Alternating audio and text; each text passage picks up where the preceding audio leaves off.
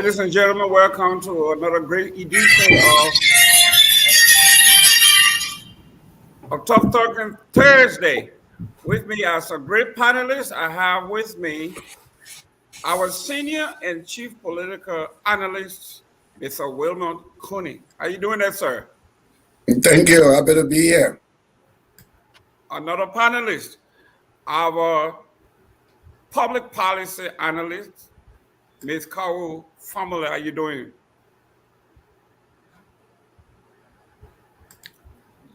Call you are muted.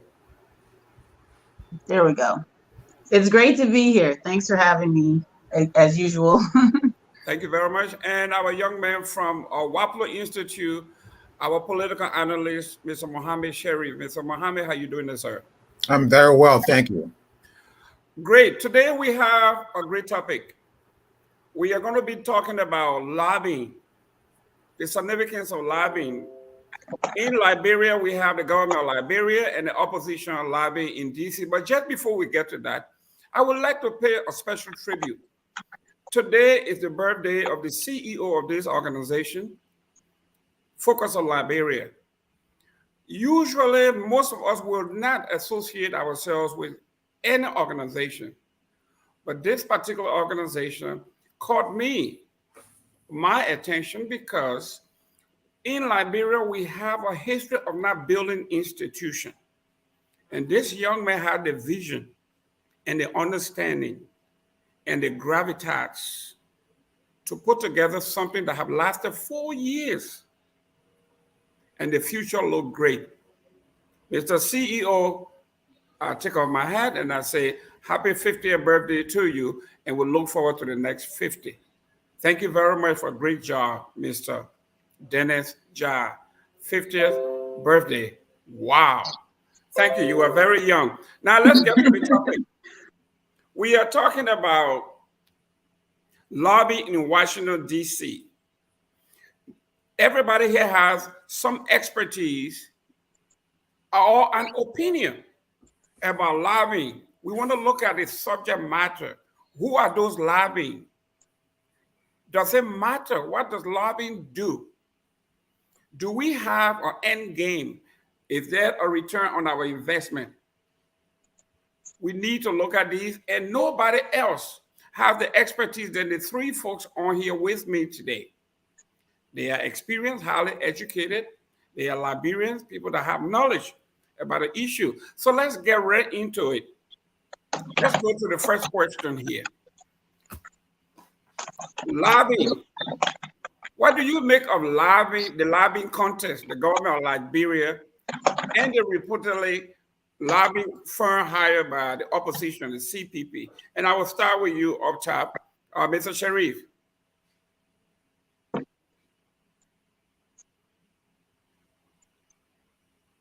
Sorry. So essentially, let's look at who is a lobbyist. Lobbyists are image enhancers. When you talk about political lobbyists within the African governmental context, you're talking about image enhancers, individuals who are paid handsomely to sharpen the image of the government, to do public relations on behalf of the government.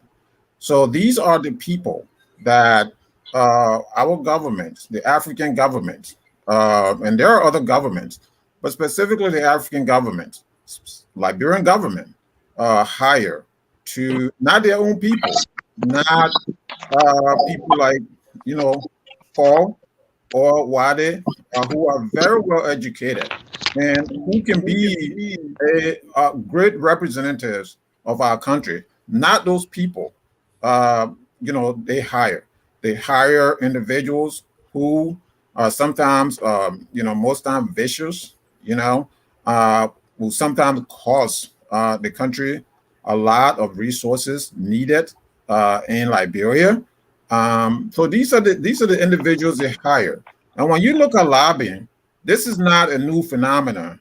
When you talk about Liberia, way back in somewhere in 1990, during the dying days of the Samuel Doe administration, Mr. Doe hired a lobbyist a man by the name of Edward Van Klomberg. Van Klomberg was hired for $800,000 for a 19-month period, while bullets were flying in Monrovia and people were dying in the interior and everywhere in the cities and so on and so forth. Van Klomberg traveled to Monrovia to sign a deal with President Samuel Doe. So even though someone in Van Klomberg's office said that Doe did not need a lobbyist, but they went ahead and signed the contract anyway. So these guys are vicious. They're blood suckers, some of them are. And so our government do not realize that. So come fast forward to present reality where the opposition and Mr. Ware are competing to get these people, to get these blood suckers into our political discourse. And so I find it very, very disheartening that instead of spending this enormous amount of resources, they're using this on foreign lobbyists. Again, I have someone on this show that I'm really, really proud of. I'm very proud of Cole. She can ably represent Liberia. So if you're talking about someone who can brand the image of that country, she can. So why aren't we investing in our own? You open up the show, and I like what you did there by, telling us that, in Liberia, there are individuals, our governments and individuals do not build institutions. Our governments are not interested in building institutions, in building our own capacity. They are not. They're interested in all of these people who are foreigners, who would take away our money, right? So right now you have the government spending more than $500,000 a year on lobbying. You have the opposition who does not have enough resources, but they're also spending money on lobbyists. So this is the issue. The real issue is why the Liberian people are suffering and dying. Our government is involved with, getting our resources out to lobbyists. And it is something that needs to be looked at. It is something that needs to be reevaluated with the expectation that our resources can be channeled in the right direction. Thank you very much. And Ms. Family, same thing to you. We got 2 minutes each here. We are talking about lobbying in Washington, D.C. Your take on the whole lobbying phenomenon. Well, I think that Mohammed is 100% correct, except for the part where I would make a good lobbyist. But I think what the real issue is that Liberians need to realize that U.S. embassy that is based in the country, if you're going to lobby, and U.S. foreign policy is really directed through that embassy. Getting up and coming to Washington and paying people a stampede of literally thousands of lobbyists that try to knock on the doors of representatives and senators all day long is just a waste of resources and effort. Effective lobbying through the ambassador than taking that road. It's ridiculous. And the other thing is, if you notice, most of the lobbyists are going to be gravitating towards Democrats because the Democrats are in power. They have majority in the Senate. They have a good share of power. So it's almost frivolous to lobby with opposition people. So it's easier to get appointments with Republicans right now than it would be to get appointments with Democrats in Washington because they don't have as many lobbyists, and correctly so. They don't have as much power right now and influence. So a lot of those meetings with Republicans, it's because, as we say in Liberia, they're less busy. They don't have the same, long line of people trying to get to them. Members of the Congressional Black Caucus are extremely difficult to meet with. Most of them, and almost all of them, I think except one, are Democrats. And so with the vice being, identifying herself as an African-American woman, and, a lot of African lobbyists are pushing towards working with the Congressional Black Caucus. So that would be a reason maybe to avoid working with your embassy directly. But we're not doing that in Liberia. We're not thinking about things on that level. We're just want to be seen and just take pictures, and I don't see how that's going to be effective. Um, the last thing I'll say really quickly is that I don't really think there's anything happening in the Republic of Liberia that the United States government is not aware of. And if they're not doing anything about it, it's because they don't care. And no amount of lobbying is going to change their perspective on Liberia. I'd be surprised if the US government is not more aware of what's happening in Liberia than our own government is. Just having, worked as I have, in the different capacities that I have, it'd be shocking. So some of that is just a waste of time and resources. So I agree with Mohammed. Mr. Cooney? Well, generally, I've also not looked very favorably on lobbying. I think it's also is a waste of resources.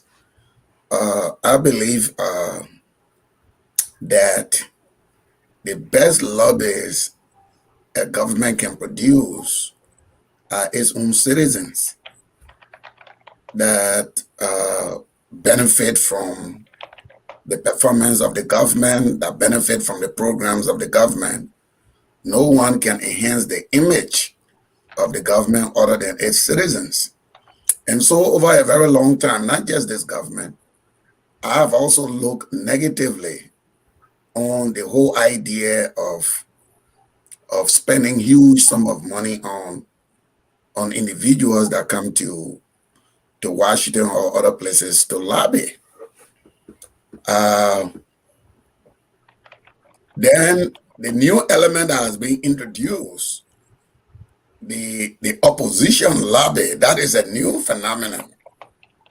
Because maybe in as much as I don't even favor government lobby, one can make the case that the reason why maybe the government would lobby would be for its developmental programs and other things that would benefit the country.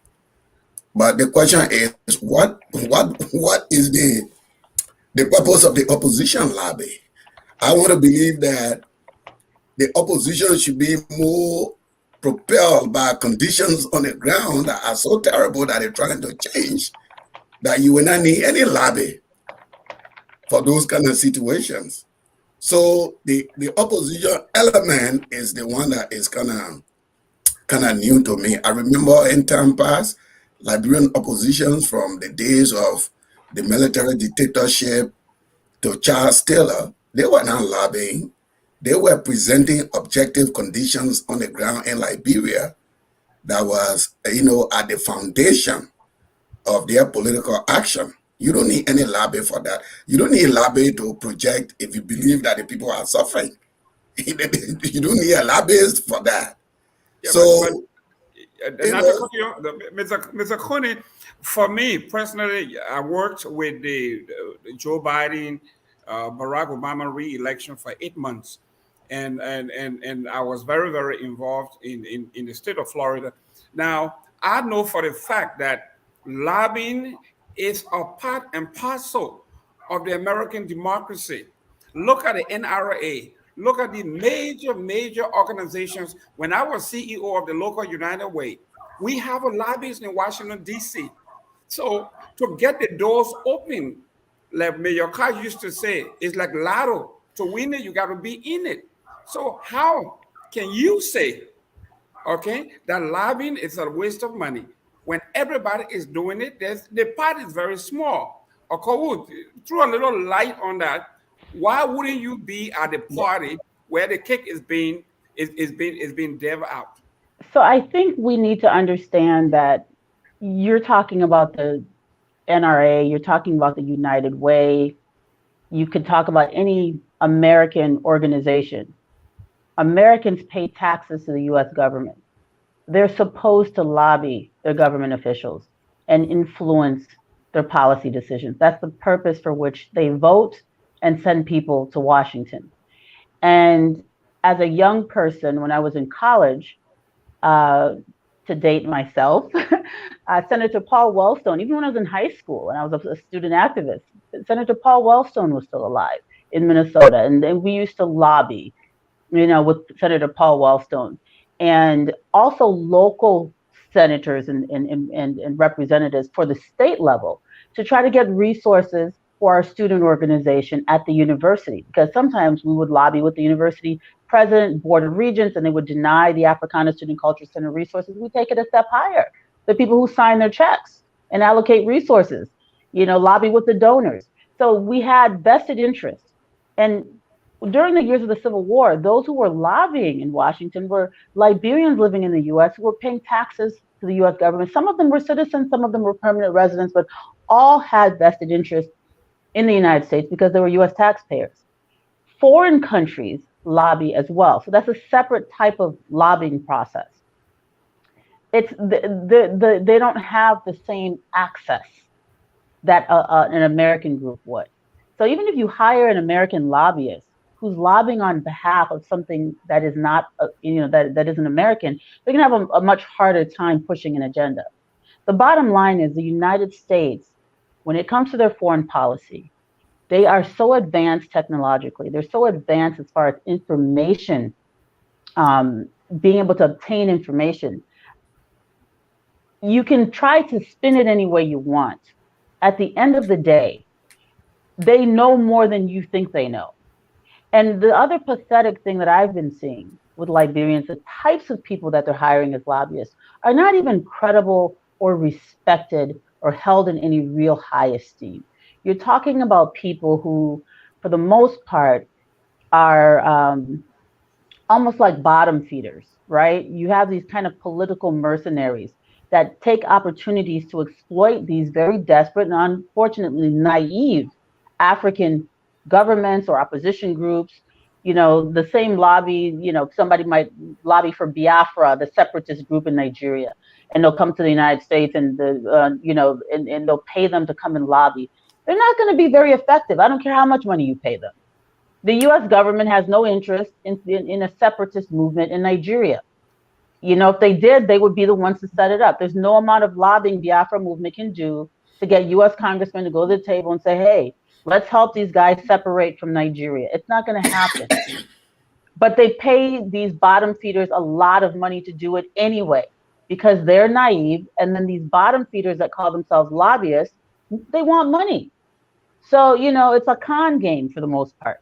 They dress up, and we're very susceptible to Westerners, Europeans, white people, for lack of a better term. We have a sort of complex. They seem to have authority with us, even when they don't. Even when the stuff they're doing doesn't make sense. We tend to think they're credible. So a guy in a suit comes, and his name's, Mr. White. And we say, oh, we come and use Mr. White. Mr. White is going to do our talking for us. Because, again, it gets back to the whole naivety. So a lot of money gets wasted, in the wrong direction. Lobbying, that money would be more effective trying to save, pygmy hippos and Sapo. Well, that would get more help for us, actually. okay. Well, if I see here that most of you are thinking that lobbying is not conducive. What is it that if you were a lobbyist in Washington D.C., okay?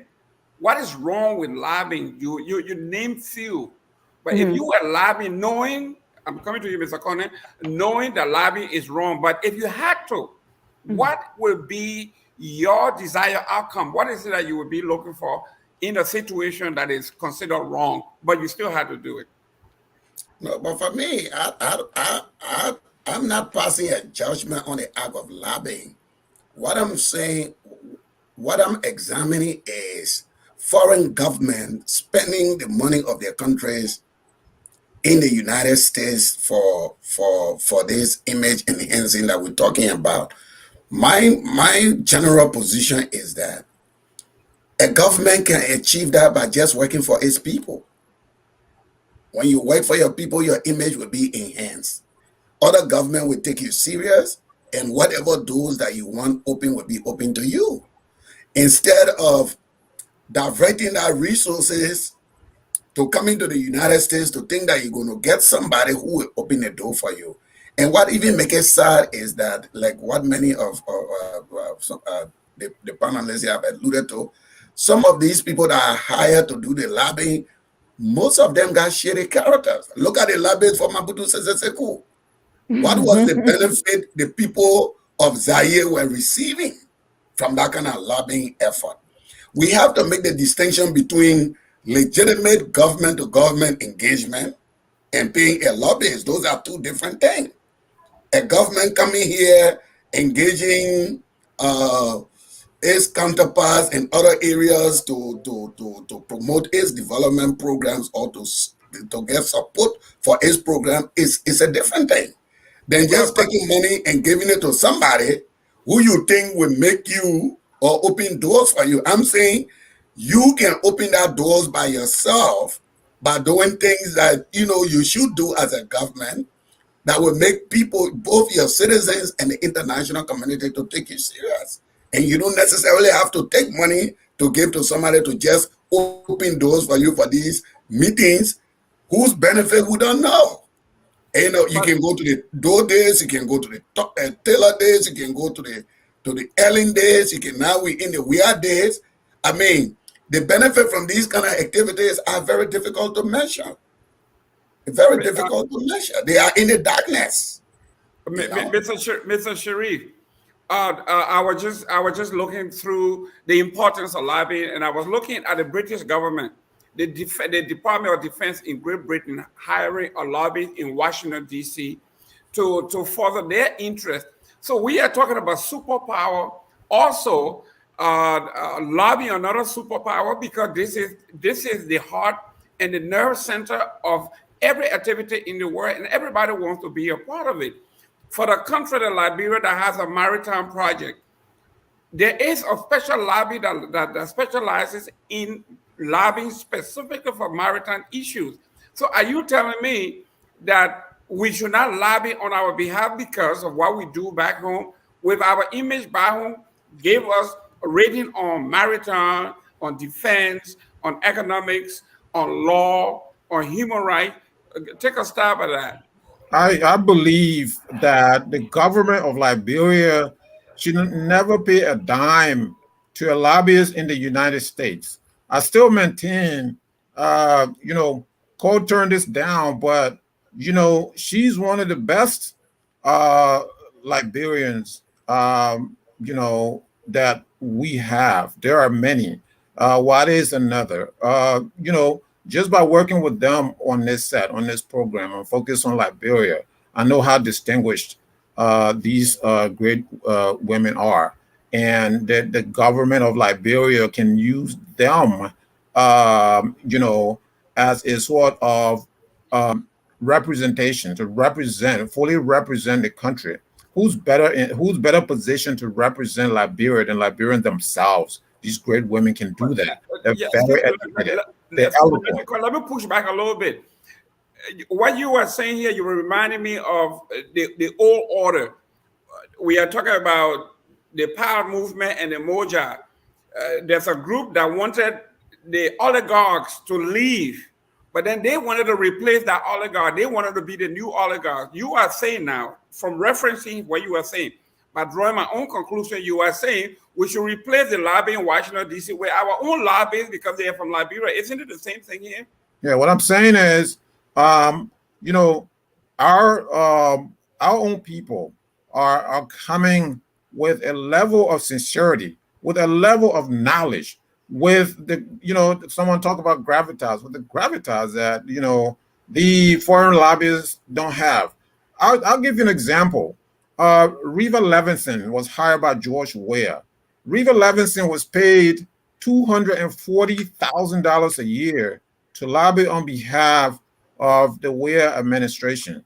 Levinson was further allotted $8,500 per person per trip in a business class, right? So what sense does that make that you are giving this woman all of our resources that's needed to build our schools, needed to build our roads and clinics and hospitals and so on and so forth, and you're giving her these enormous resources? What do you get in return on your investment? So before I came on this show, I tried to get in touch with Miss Levinson to ask her if she's still lobbying for the government of Liberia and what is the return on the investment, because I'm so interested in knowing what has she done for Liberia ever since George Weah came to office. You cannot show me anything that Reva Levinson has done for the Weah administration. There's nothing. So that money goes in the breeze, right? You also have in recent times where Bakari Sellers, I love Bakari Sellers. He's a great guy. He's a great story. An African American young man who was a state representative in the South Carolina legislature. I don't have anything against Bakari Sellers. I just have issue with the whole idea of taking our hard-earned resources to come to the United States, to travel to the United States for photo ops with Lindsey Graham's, for photo ops with these guys and these lives. Let me push back on that. We are talking about, you're talking about $500,000 or $600,000 spent to lobby for the meeting with these officials. In fact, I listened to Nancy Graham when he says he, as a member of the budget committee, he will appropriate $5 million for Liberian vaccine. Okay, so you were talking about tangibles. Now we are talking about spending $500,000, $600,000, and one senator say, I am going to appropriate $5 million. So these are some of the things that we are talking about. I have hired a lobbyist. When I started my business here in 1999, I hired Jocelyn Elders, the former secretary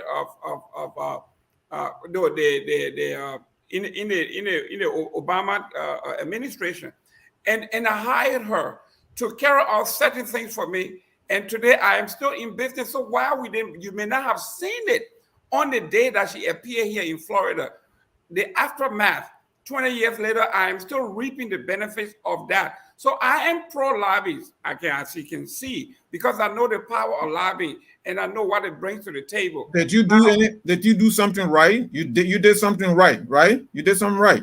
Well, it's not whether I did something right. I had a vision and I wanted something done. So I hired the best person at the time. You have a vision. What I'm saying, Mr. Connie, real quick. Let's look at. What I was saying, I didn't finish my thought. Go ahead, finish. I'm sorry. You have a vision. The government of Liberia has no vision. They have no vision to develop the country. They have no idea how to manage our country. They are looting the country's resources. They are looting our hard-earned resources. They are destroying the country and taking all of this money, for themselves and taking part of it for lobbyists. It's despicable. It's a disgrace what is going on. And these people, when they lose power, they have to be held accountable for all of what they're doing, all of the money they are giving to lobbyists, all of the money they're expending for photo ops and all these different things. Travels alone. These guys travel like it's nothing, right? They travel in first class.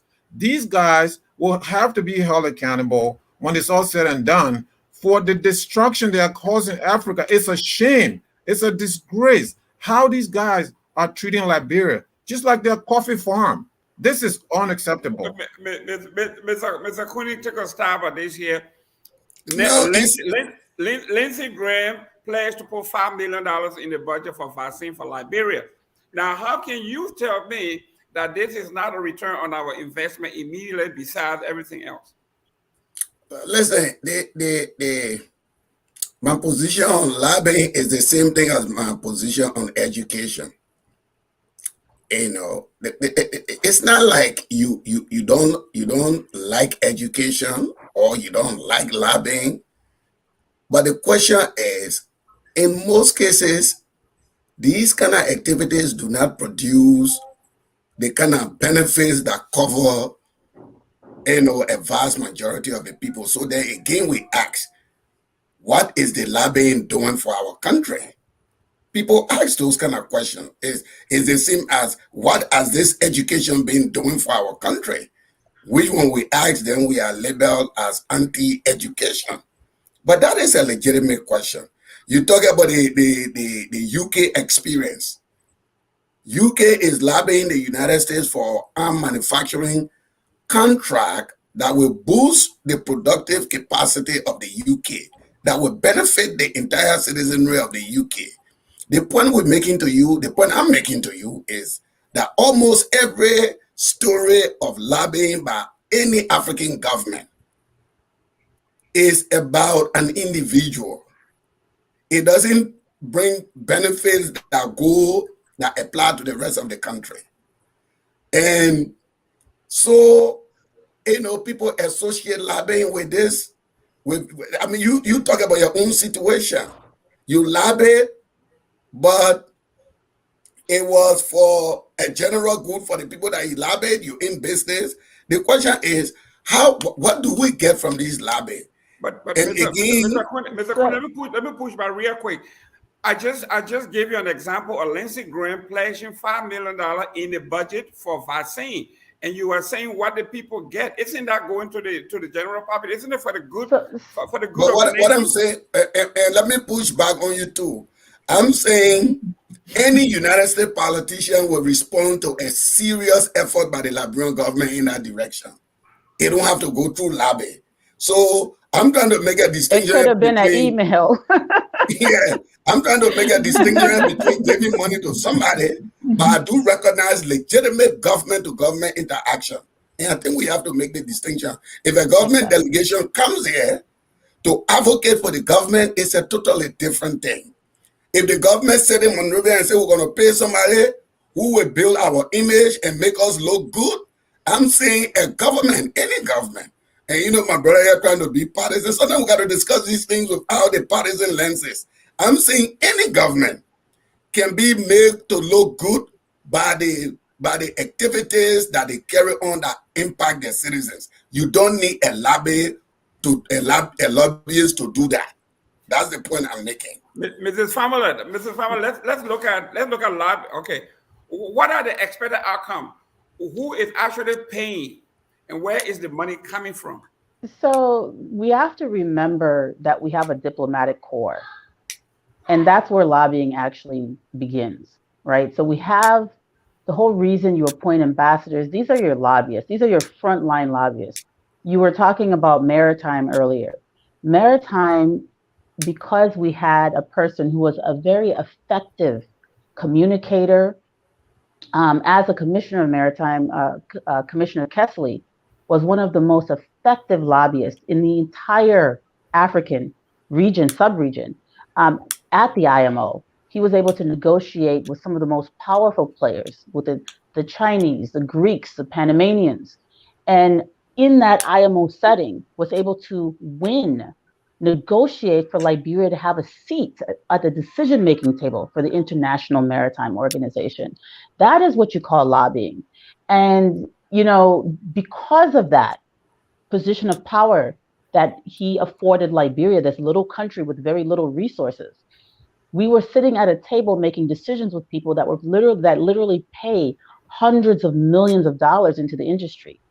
And that is the point I'm trying to make. You don't have to go. We didn't go hire as a country a specific lobbyist to go and negotiate for us on behalf of the maritime industry.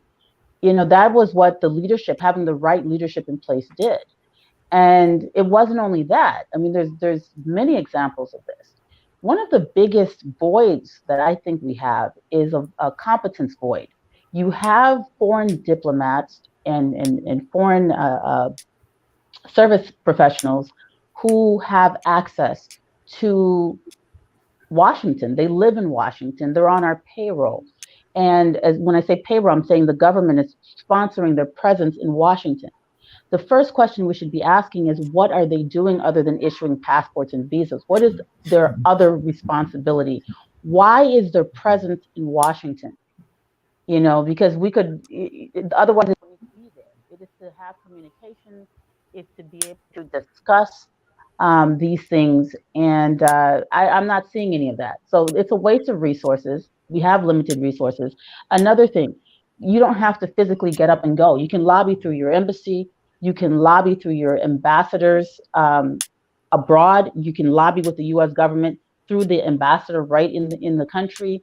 You have citizens groups, pressure groups we have so many Liberians in the United States. I think that's what Muhammad was trying to allude to, that can also lobby on behalf of the country. Um, Simple engagement. Most citizens in this country that are activists and try to do things on behalf of Liberia do so at zero cost. They spend their own resources. They do it selflessly. They're not looking for government to pay them, a $500,000 to speak on behalf of their cousins and sisters and brothers and mothers and fathers back home. So it's unfortunate that we're wasting resources in this way. $5 million is chicken change compared to what the US government is doing for other countries when it comes to vaccine research and donations. And the reason is it's just a stupid way to go about it. There are so many other more effective ways that we could have gotten the US government to assist. I mean, we've got tremendous tourism resources that we could be lobbying through our embassies to encourage not only government, but non-governmental private sector organizations in the United States to support. But we're not doing that because we're more concerned about taking picture with white people and saying, oh, look, opposition, we too can go to America and take picture. And it's unfortunate. Let's look at. Can I come here a little bit? Yeah, go ahead. 1 minute. Yeah, no, you keep talking about the Lindsey Graham $5 million. And I mean, I stand to be corrected, but the former representative of Representative Jesse Jackson Jr. was one of the major advocates for the inclusion of $50 million into the United States government budget for Liberia. The reason why he did that, according to his own statement, was because of the support that he received from Liberians that live in Illinois, that contributed to his campaign, that worked for his campaign. That is the statement that he made at a Liberian gathering when I was chairman of EULA. And we invited him to a EULA inauguration. And he himself made that revelation, that because of the support that he received from Liberians in that state, he was a vocal advocate of the inclusion of that money as a support to Liberia. And it goes to the point where Sharif and Cole are making. There are other avenues that can be utilized. I mean, we got a sizable Liberian population in the United States. Okay, but and sometimes we need to investigate. We need to look into our population and see where the strength is, and create that important link between the diaspora and the country. This whole thing about diaspora in Liberia should not only be on dual citizenship, the fight over dual citizenship. It should also be about locating where our citizens are, where they can be effective to advocate for the country. Okay, Cole, we're talking about, you saying the power is vested in the people. So what has stopped you? What has stopped me? What has stopped Conan? What has stopped Mr. Sharif from taking the bull by the horn and lobbying in Washington, D.C. to bring, because we all agree that they are suffering in our country, in the different areas of education, healthcare, and you name it. What's stopping you, Cole? What's stopping me and Mr. Sharif from doing this? I don't think the question is phrased correctly. I think what you should ask is what we're doing and not what's stopping us. I think the assumption that we're doing nothing is not a good assumption. We do contribute to to our country in different ways. I personally am very much into trying to retrieve a digital, or not retrieve, but structure and develop a digital archive of a lot of our lost historical documents. And I have worked with a lot of state, both public and private universities, to try to get a lot of our documents, our historical documents, digitized. So the organization I work with, that's what we do. That's the kind of lobbying we do. And we do that at absolutely no cost to the Liberian people. It is a public service. We do it because we have a passion for it, and we know that digital information is the wave of the future. So that is what I do personally. I think this is something that the government would even be more effective than private citizens, because we have a university that is information starved and very outdated. And these are some of the things that they could do, is set up a permanent kind of resource lobby for the university. Lobbying isn't always just about, trying to get the foreign government to like your government, because they know exactly what Weah is doing. They probably have his bedroom bugged for all we know, right? So there's nothing George Weah is going to come and tell the U.S. government about Liberia, about his policies that they don't already know. So what we should be trying to do is lobby, through our citizens, as Mr. Kumi said. You have always in this country had private Liberians doing things. I mean, the whole TPS, temporary protective status, that started through Senator Paul Wellstone. It was because of huge Liberian presence in Minnesota. Those people voted for him, re-elected him. That was a huge portion of his support base. Keith Ellison, who is now Attorney General, Liberians are a huge part of his support base. He's a personal friend of mine as well. But this is something that is ongoing. So it's not to say that, why aren't citizens lobbying? We absolutely are. Here in the United States, it's hard to even think of a Liberian living in the United States that's responsible, who is not looking for ways to use their position in this country to benefit Liberia. Mr. So yeah, go ahead, Lan. Mr. Sharif, if lobbying is bad, why the so-called government in waiting is doing the same thing, doing similar, spending money in Washington? If it's bad and someone is saying you are doing so bad, you are not good, and your work will reveal that you are terrible, lobbying will not help you. It is not a lifeline. Then they turn right around and lobby themselves. So what do you make of that contradiction or conflict? Yeah, so on the last show, we talk about how sometimes you don't see any distinction between the political opposition and the ruling the ruling administration, the guys in office right now who don't know what they're doing. So you have the opposition coming up to DC also to lobby, but I think this is more Cummings than the collective opposition. Cummings has been in the lobbying business. Keep in mind, he knows DC very well. He knows his way around. So back in 2018, Cummings actually hired a lobbying firm. So this is not his first time.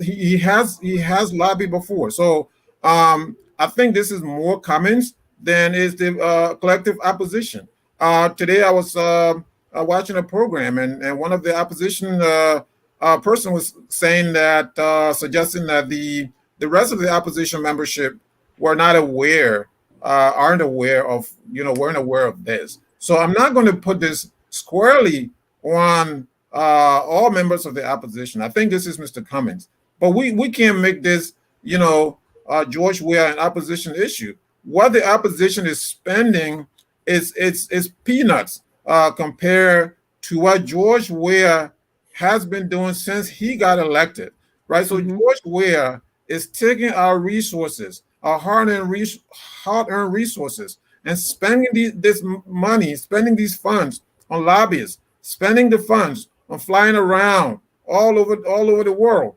for nothing. There's nothing on investment. You mentioned Lindsey Graham, who promised. Lindsey Graham doesn't have anything. Lindsey Graham is in the opposition. What can Lindsey Graham give you right now? He cannot give you anything. The only thing that Lindsey Graham gives you is a photo op, which Jefferson Koji is going to take this photo and paste it, at the in front of his in his office in City Hall. And this is a tragedy. This to me is a tragedy. See, so what he's doing right now, he knows exactly what he's doing. So he's going to take this picture, right, and put stuff in his office. And see, this is Mr. Sherry, let me throw a little bit of information here, because when I worked in the past administration with these folks, when the vice president and the president comes to town, from the governor to the senator, you name it, this is this is the procedure. This is what happened. This is normal. What What is I'm the saying, procedure? What is normal about this? normal about photo ops, This is not what's normal. normal about this is, you see, it is difficult to convince you because you are putting on your opposition hat. I'm not a member of the opposition. I was asking you what's the difference between what they are doing, what the CDC is doing in DC, and the opposition is saying you are going to get nothing because you are incompetent, you are doing nothing on the ground. So lobbying won't help you, but then they turn around and hire their own lobby. I have And to now push you are back. trying to justify that by saying I that it is disagree. peanuts compared to what they are spending. I But you want disagree. to, I Ms. disagree Cole, with your you want to take a characterization. stab at this? Why I, is dis- the, go ahead. I disagree with your characterization. I'm not a member of the opposition. I'm just sitting No, here I'm not saying. telling you. I'm saying you are using the talking point because this is what they were saying. I They are don't know. saying, I don't know what the opposition talking point is. I'm not a member of the opposition, so I cannot know what the opposition talking point is. I'm not in their chat rooms and so on and so forth. I'm not in that decision making room. So the talking point I'm giving you is a talking point of someone who knows exactly what is going on the ground in Liberia. Right now, as we speak, the university students are on strike. The university is closed. Right now, as we speak, the University Faculty Association has stated clearly that they're not going to go back to class because of the fact that, they're getting paid far less than people who are even working in the president's office. There's protests all over the place. Instead of focusing on the real issue on the ground in Liberia, the George Weah administration is very busy trying to come to the United States to have a meeting with the president of the United States, try to have a meeting with Lindsey Graham. Lindsey Graham, what is Lindsey Graham going to give you? Meanwhile, Dr. Duba Nyan, who offered his services to Cole's point, she is absolutely correct. There are Liberians who are doing far more than the administration that we have now in Monrovia. Dr. Duba Nyan offered his services to the government of Liberia. This was rejected. This was denied.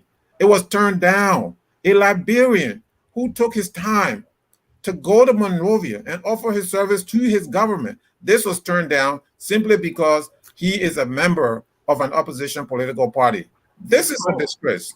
Ms. Cole, give me, should we say distinction without distinction? Can you tell me what's the difference between the opposition denouncing the administration, the government lobbying in Washington, D.C., but then they turn around and hire their own lobbies to do exactly the same thing the government is doing, according to their release, to make the opposition favorably looked at by the American government? First of all, I don't think that the collective opposition has done anything. I think a opposition group that calls itself an opposition group, and I forgot what acronym they have for themselves, but they're not, from my understanding, they're not CPP. It does seem that the contract is CPP. So don't let us not split. No, it's not CPP. No, it's not CPP. I'll send it to you. I will send it to you. I have a copy of their contract. CPP is not on that contract. Not a single leader or decision maker for CPP is signed off on that contract. If you'd like a copy, I'll email it to you. You can put it up for your viewers. We are talking about the opposition. So it is based in the opposition. Yes, opposition just means you oppose the government. It does not mean, it's not synonymous with CPP. There are many other opposition groups that are not CPP. So I do want to make that distinction. That's the first thing. I'm not here to defend CPP. I just want to make sure that we're speaking truthfully and not putting the responsibility of one group on another group. Okay, so the lobbying organization is clearly stated. I know that there are people who have come out and taken responsibility for that. I personally think it's ridiculous. And I think it is just an opportunity to extort money from whoever is paying for it. That person is spending apparently $180,000 on a wet basket. They're sending a basket to go draw water in DC, and that's what that person is paying for. So if it's Mr. Cummings or someone else behind it, it is definitely not the collective CPP. I know for a fact that the coalition political parties did not raise 180,000 United States dollars to pay a lobbyist to go to Washington as a collective group. I know that for a fact. So whoever is doing so, I think, foolishly. I think it's a foolish waste of resources. I think if someone were to want, as an opposition group, to use $180,000, they could use that on an investigative group to actually investigate all of the numerous things that the current administration is doing wrong and publish that. I could spend a fraction of that money investigating the government effectively and printing and publishing reports. There's laws being passed every single day or suing the government to be more transparent with their conduct and also with how they're spending our resources. So there's many more effective things the opposition with $180,000 and to go blow it off on some scavengers that want to spend money to pretend they're lobbying in Washington. The other thing is, my personal understanding is, I believe that, I believe in sovereignty. I believe in self-respect. The first place that you should have a grievance that you should take it up with is your own officials. If there's an issue that the opposition has with the government, let's first exhaust this in our court system. There should be lawsuits being waged against the government. There's a lot of things going on. You've got government entities that in law are supposed to have a board of directors. There's government entities out here operating, doing things they're not supposed to do. There's so much mishap and disorganization going on. If you have $180,000 and you sincerely care about the Liberian people, I can think of 100 ways just off the top of my head that $180,000 would be more effective than to give it to Alan White, who represented his group that represented the Biafra separatists in Nigeria. I mean, it's just a joke. So I have absolutely no respect for whoever is putting this clown show together. And I really would be shocked if I found out that members of CPP were truly behind this thing. And I really hope, for the sake of Mr. Cummings, that he's smarter than that. I'm not saying he doesn't lobby, but in this particular case, if he in fact did, as he's being rumored to have done, spent money to hire this clown show, that's embarrassing, and it says a lot. So I certainly hope that rumor is incorrect. But from what I understand, CPP is not behind, as a group, CPP is not behind this lobbying. Mr. Cooney, we are talking about a government. The next after this, we are going to go to the characters of I know she touched on a little bit, but we want to look at the character of the lobbyists.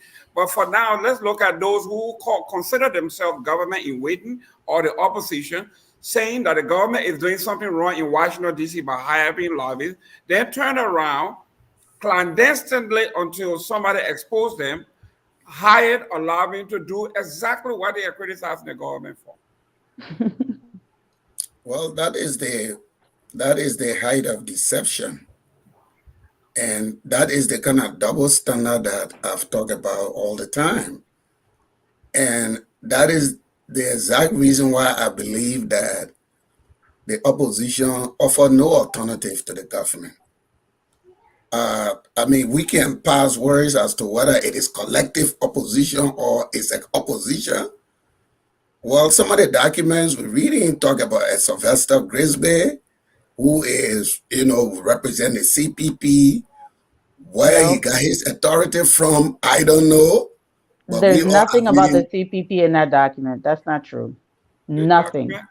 Okay, go ahead. Well, we're all reading documents that are, that are in the There's a contract, like I said. If you want to go ahead and post that contract, there's nothing about CPP. Can she land? We're going to pull the document up. Go ahead, Mr. Coney. So it just reflects what I've consistently maintained here. There is nothing in the opposition group that they're going to offer the Liberian people except that they are glamour for the return of the intelligentsia. And when I say on the show, people laugh. The intelligentsia, right, they believe, deeply in their heart that country belongs to them. So no matter how they misrule it, they are the one that should continue to misrule it. I see my brother Sherry talking about foreign travels and this and that. who is the gold standard of foreign travel when it comes to Liberia? Who travels in in the Liberian government more than the Salif government? Who take pictures? All of those things for me, they are very insignificant for me when it comes to issues that concern the country. For example, the issue of lobbying. I mean, we can put the blame, oh, this person lobbied up. I'm just saying, from my position, it's something that I don't find acceptable. It doesn't matter what government, that carried that on. Because most of the time, the individuals, like I said, are associated with these things. They are in secret. Most of them, their activities for the African government that they lobby for, they share it. So this is why I'm repulsed by it. But in terms of the opposition lobbying, I've been a member of opposition. I was the youngest member of the Movement for Justice in Africa. I can imagine where Moja will pay lobbyists in Washington, D.C. to lobby for their position. If you're in opposition, it is, whatever you believe that the government is not doing, that's your lobby. That's what you're going to lobby for. But when you reach the point where you think you're going to make somebody to enhance that point, then you got no point. If somebody have to make that case for you, then you got no case. And this is why I've always maintained that sometimes when I put on my partisan hat, that the opposition will really be defeated because there is nothing new they're offering. Not policy. Not policy. There's no substantive policy on the table. It is this whole, they believe that, they have the right to rule. The wrong person is ruling.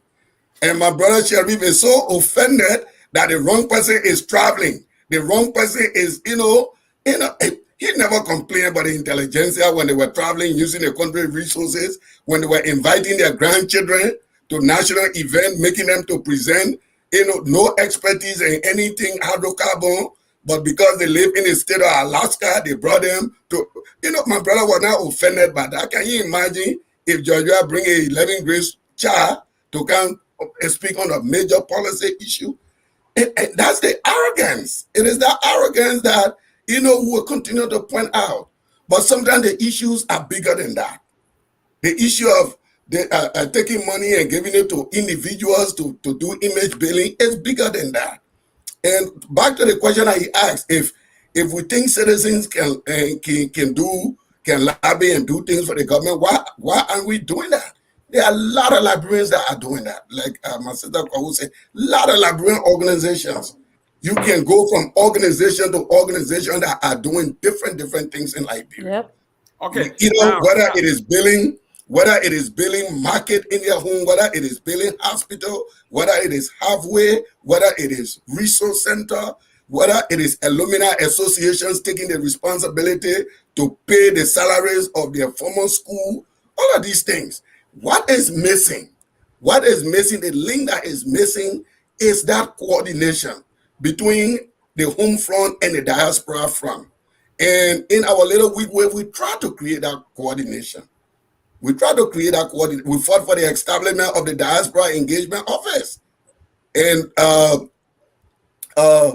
with credit to the Madam Salih government, that office was created. But nobody knows what that office is doing. So there is not a situation where people come from home and say, this is what the home is doing.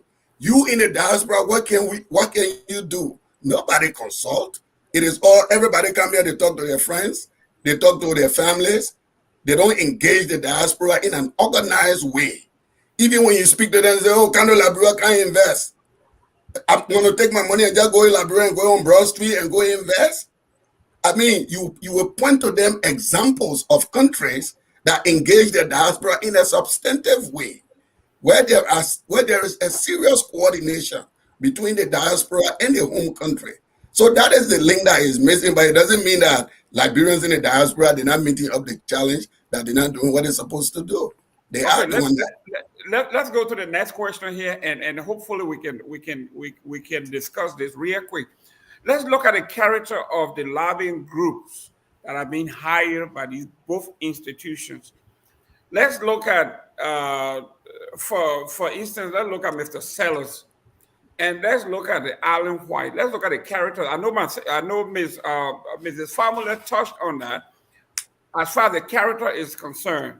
And if you were in the opposition, according to Ms. Kowo Famula here, if you were in the opposition and condemning the president or the administration for being very foolish or using money unwisely, and you turn around and hire someone like Alan White or Burrell, someone who is known as basically persona non grata in Washington, D.C. for gun running. Ms. Kabut, take a stab at this. The two characters and the two agencies that are actually representing our country, both pro and con. Hello? Yeah, we hear you. So you're talking about, I think I already talked about the need for, if you're going to have somebody lobby, you have to have a vision. Part of the challenge, I think, is that if you don't have a clear vision for what you want, you won't know how to proceed. The WIA administration does not even have a message, and they don't have any. So you come out here, you don't understand protocol, you carry yourself in all kinds of haphazard ways. You send people who are the least capable of convincing anyone of anything, and you have them working with people who are really just there to get paid. There's not lobbying is a job. These people don't do this to help you. They do this for money. So if you really want to have an effective engagement, you must have a vision and a goal. It cannot be a begging mission. What I see coming out of the George Weah administration that they think is lobbying is really, y'all help us or we suffer or we pull. Mm-hmm. And that is not lobbying. That's begging. That's a trip to go beg and make a fool out of yourself and your country. Dogs beg. Ms. Cole, the question is the character of the lobbyist. I'm getting to that. So the person who's hiring the lobbyist, the mentality of the person who's hiring the lobbyist is what is going to determine the type of scavenger lobbyists they find.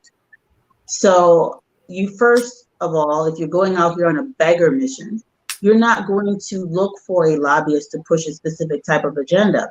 You've got environmental lobbyists, you've got lobbyists that have an ideology, you've got lobbyists who have an in with elected officials who have ideologies. And if you don't have one, you're going to be left with any guy in a suit, right, that comes along.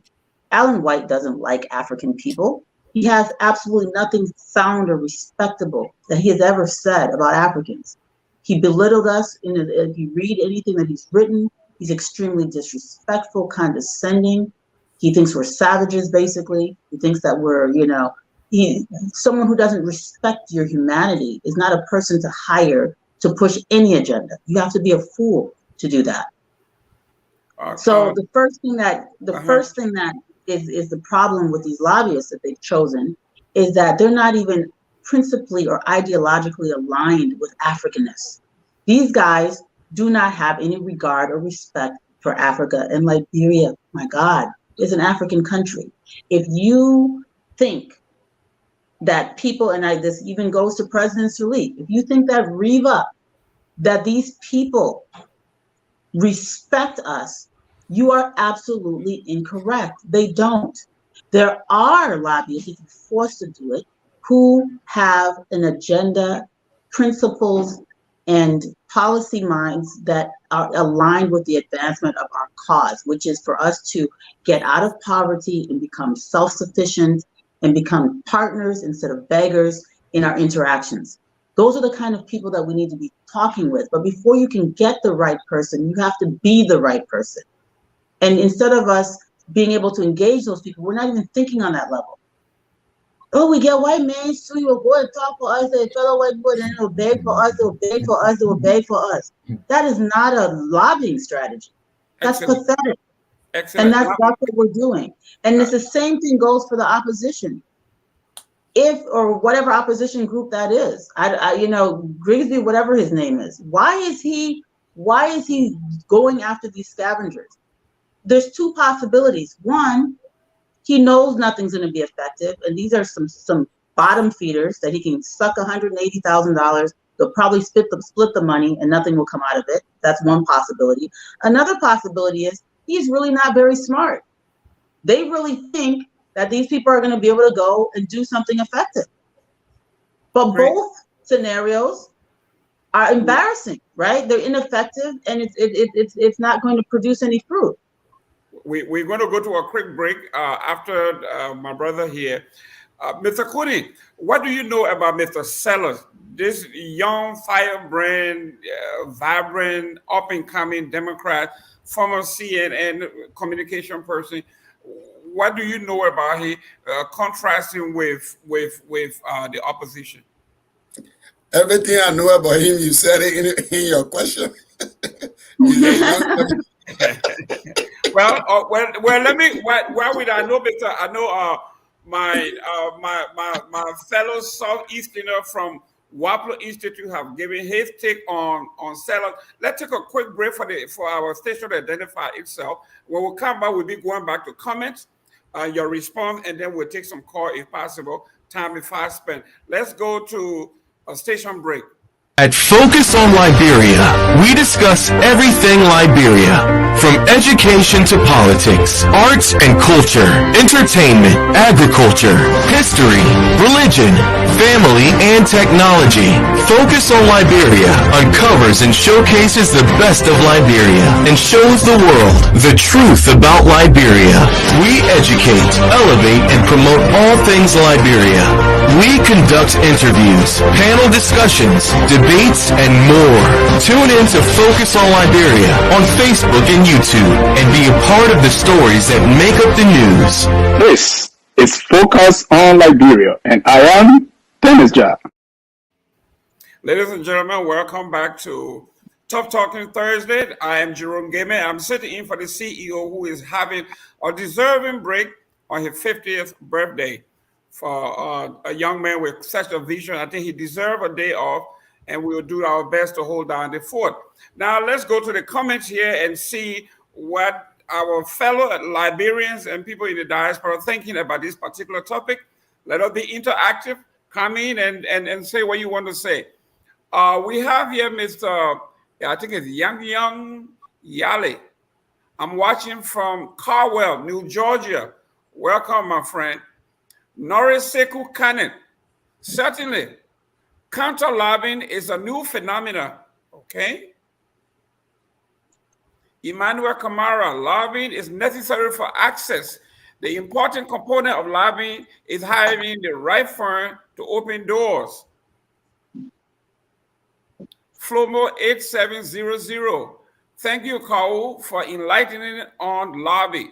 The government and opposition need to use that fund to help its people. Darius L. Liberia needs to bring power to the table. Come from a point of strength. Darling Warwood. When government does the right thing, doors will open themselves. Sam Wolo.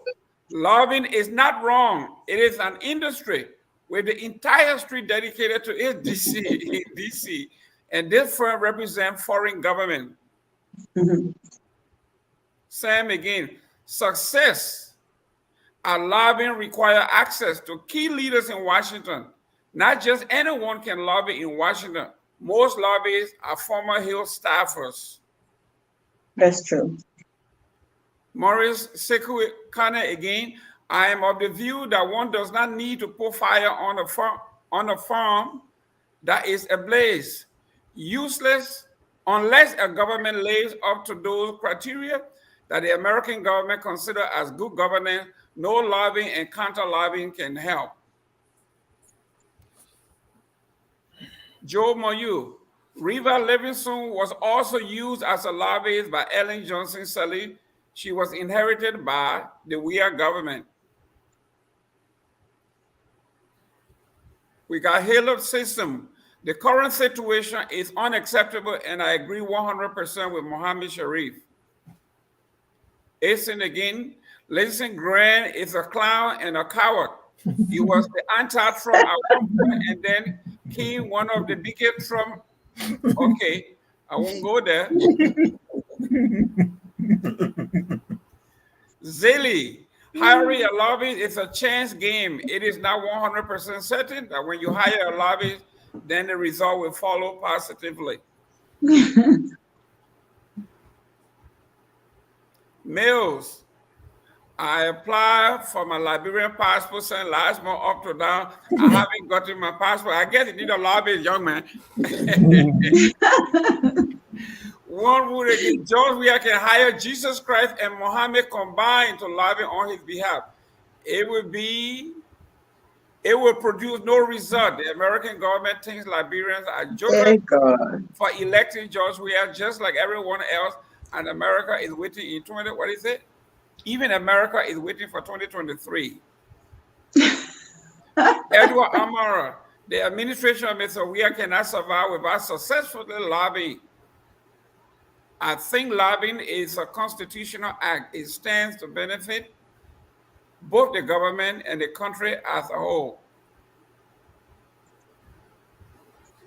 J.T. Tokba, in an article posted on VOL by Mr. James Botti, Madam Sally stated that she was paying Riva Livingstone an average around $53,000 per year.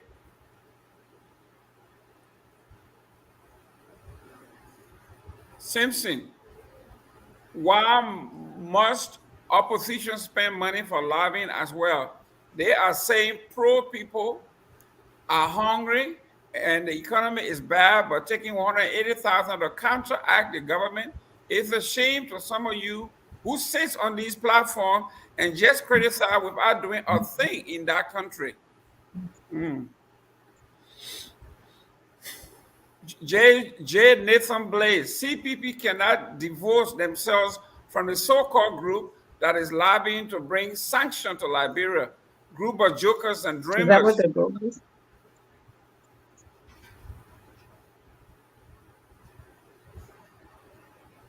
Majidek, yeah. Africans do not respect themselves first. Our so-called leaders only waste our resources on only themselves. Why does Liberians always beg for everything when the country is 200 years old? Liberians have been begging for everything since the inception, and they continue to beg until now. Shame on this country. No limit. Why every Liberian in US is worried about Weah government because he is a Weah? Weah do. I'm totally against huge money being paid to lobbyists. The money could be used for the betterment of the country, citizens in many sectors of the government. William King, one of our best friends here, I am not sure what the administration strategy is, but they do have the turn to come up with a solution to solve our challenges. With that being said, I think we should give this administration an opportunity to try the lobbying route. Mr. King, we are done. Lobbying is a complete waste of country money and resources. James Davis, Samuel Tuer said we're experiencing economic growth, but we can hold a by-election since December 2020. I was ashamed when the finance minister was lying about economic growth. Wallow, Seller is not a lobbyist. He just registered, and Liberia is his first client. Not sure how much value this will add. Ladies and gentlemen, those are in cyberspace. Those are the feelings. We got a potpourri of opinions here. Those pros and cons about lobbying. Those who are from the Washington area knows the importance of lobbying, like me. And those who are, I guess, consider themselves nationalists, believe that lobbying is the waste of money. The money should be spent on the ground. So we're going to go, we have to go back to you guys to actually look at who somebody already described who Sellers was and how he came up through the ranks and why he can produce. Somebody sending another comment. In my view, performance, good governance, working viable economy, excellent rule of law, agriculture, infrastructure, the best lobby for the government. That's right. Okay, so we are back to, we got a very limited time here. We are going to look for your comments towards what they are saying. You can pick each one of those. I know they are all a part of what you are talking about here. Some in the right corner, in the left, in the middle. Kowu, you want to take a stab at either one of those comments? I know there are one or two that you really liked. Yeah, I mean, I really appreciate the diversity of views, being put out there by the guests. That's correct. Sellers is not a lobbyist, and he has not ever demonstrated much knowledge of Liberia. I think this is basically something similar to him having had interactions with Liberians, right? So he's met Liberians, and that was the connection with him being able to interact with the government. And it's an opportunity for him to make money. People like to make money. That's it. I don't think it's going to be very effective. I agree with the guest that said that. That guest is absolutely correct. I think the other guest that made a comment about the best way for us to lobby is to actually do the right thing, right? You want to lobby, start trying to develop agriculture infrastructure, start working with, other organizations elsewhere, fair trade. One of the places that we really should be trying to lobby with, it doesn't always have to be the United States, where it's an exploitative relationship. This man is married to a Jamaican. Jamaica has one of the best agriculture programs in the Caribbean, and they don't even have as much soil and land that we do. But they have been able to create some of the biggest ginger plantations, all kinds of things. And urban agriculture. Jamaica has wonderful urban agriculture. Jamaica has a wonderful tourism industry. There's so much that Liberia can work with and learn from just for cultural exchange, because our first lady was born in Jamaica. We're not even utilizing that. It's embarrassing. The only thing we want from Jamaica is reggae music. Let's talk about, building a relationship between ECOWAS and CARICOM, which is the Caribbean equivalent of the Economic Community of West African States.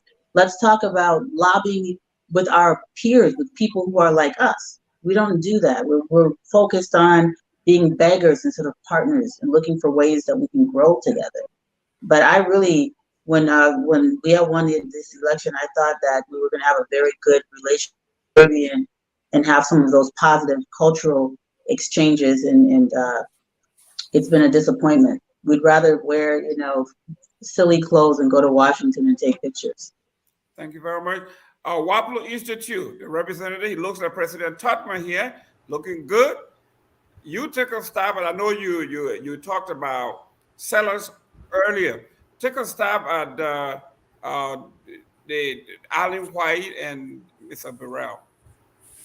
President Tubman, I don't know about that. But listen, let's be clear. Mr. Coney mentioned something about the so-called intelligentsia not criticizing Ellen. You can look for my articles. I did do my full share of criticism of the Ellen Johnson Sirleaf administration. But you look at what's going on. It is reported that Ellen Johnson Sirleaf paid Reva Levinson about $50,000 a year. Compare that to George Weah, who's paying Ms. Levinson $240,000 a year, in addition to $8,500, per person per trip. So this means that she can take 4 of her family members with her and fly around the world in the name of lobbying for Liberia, and our country will foot the bill. That's inexcusable. So let's look at this whole idea of us being beggars. Why are we beggars all the time? Why is this government portraying us Africans who, are people, proud people like us, hardworking people? Why is it that this government is consistently portraying us as beggars, that we have to come to the United States, we have to go to Washington, we have to go to a Lindsey Graham, of all people, to beg for our country? This is so Liberia, to me, Liberia in many ways is a really, really sad African tragedy. Instead of a nation that's supposed to have grown out of its diverse experience as, Africa's best, right? So Liberia now is the laughing stock of the world. So we have someone who's in leadership who doesn't know what she's doing. We have a country that has fallen behind, way behind everyone else. Liberia has fallen behind Guinea. Liberia is now falling behind Sierra Leone. Liberia is already behind Ivory Coast. So you look at the region, you can't tell me anywhere now that Liberia is ahead of. So there are many, many, but the potentials are there. So this is why there is a real need for genuine leadership, a new leadership, a leadership that will offer new vision, new ideas, not a leadership that will do the same thing. I haven't seen anyone in this collective opposition that can offer me those visions. I know my brother Kone always attacked the so-called intelligentsia, but I will submit to my brother that George Weah loves to be part of this intelligentsia. You know how I know that? Because he has given himself 2 doctorate degrees. Doctorate degrees are fake. So he wants to measure himself with the intelligentsia, but he cannot do that. It's late for him. He's not in the intelligence, but he tried to be in the intelligentsia. So this whole idea that, everything that's wrong with the country is the intelligentsia is to tell me that everything that's wrong with Liberia is the so-called American Liberians or Congos that did this, right? They've been gone for so many years, and Liberia is still what it is. So what you have now is a legislature full of so-called natives, right? So-called native people.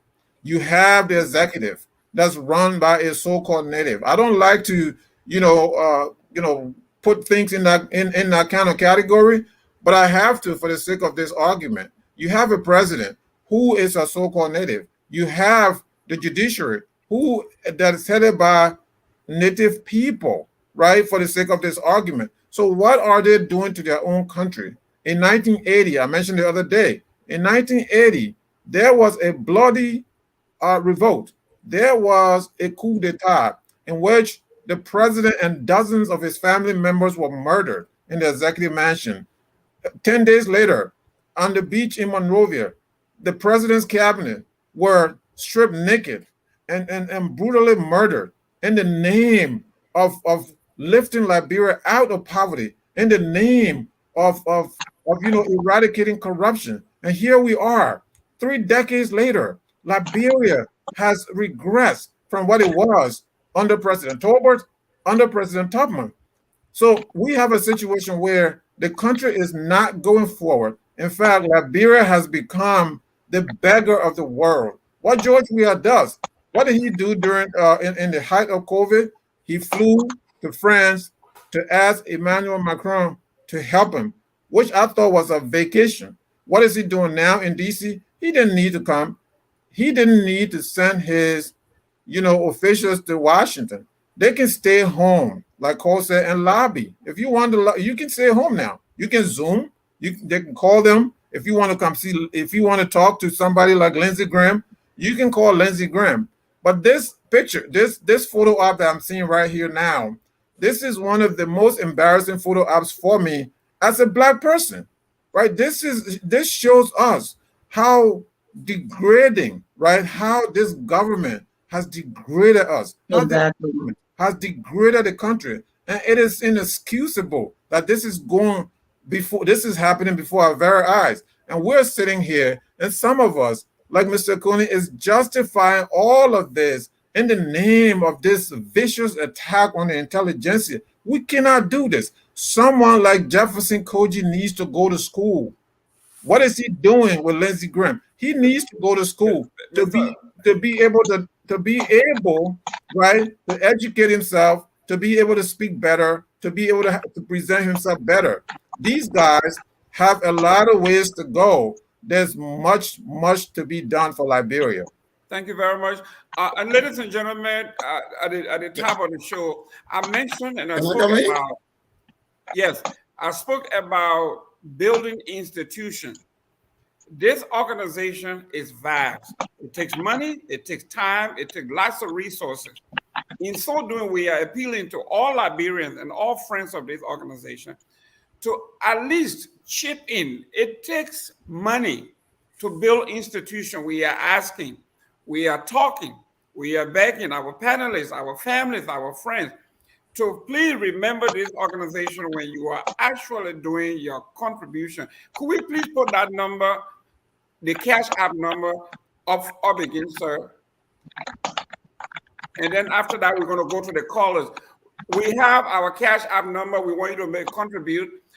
So we are asking our friends of this, we are talking about the Cash App. The number that is 612-433-4365.